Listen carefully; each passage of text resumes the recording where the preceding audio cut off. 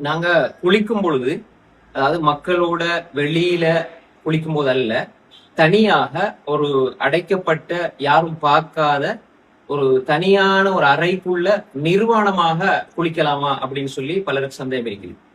அதாவது இப்ப நாங்க அதிகமா பாத்ரூமுக்கு போறோம், நாங்க தனியே தான் இருக்கிறோம். இப்ப நாங்க முழு உடம்பையும், அதாவது ஆடைகள் இல்லாம நிர்வாணமாக குளிக்கலாமா அப்படின்னு சொல்லி பார்க்கிற பொழுது அனுமதிக்கப்பட்ட ஒரு விடயமாகத்தான் இது இருக்கிறது.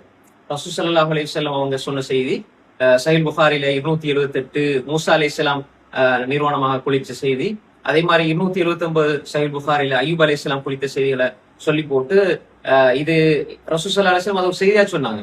அது தவறாக இருந்தால், அது அனுமதிக்கப்படாதாக இருந்தால் ரசூல் ஸல்லல்லாஹு அலைஹி வஸல்லம் அது தவறுன்னு சொல்லி வைப்பாங்க. ஆனால் அங்கு சொல்லப்படவில்லை. எனவே அந்த செய்திகளின் மூலமாக ஒருவர் தனிமையில் நிர்வாணமாக குளிக்கலாம், அது அனுமதி. அதே நேரம் வேறு செய்திகளை பார்க்கிற பொழுது ஒரு மனிதர் மறைத்து கொண்டால், அதாவது அவுரத்தை மறைச்சு கொண்டு குளித்தால் அது சிறந்தது.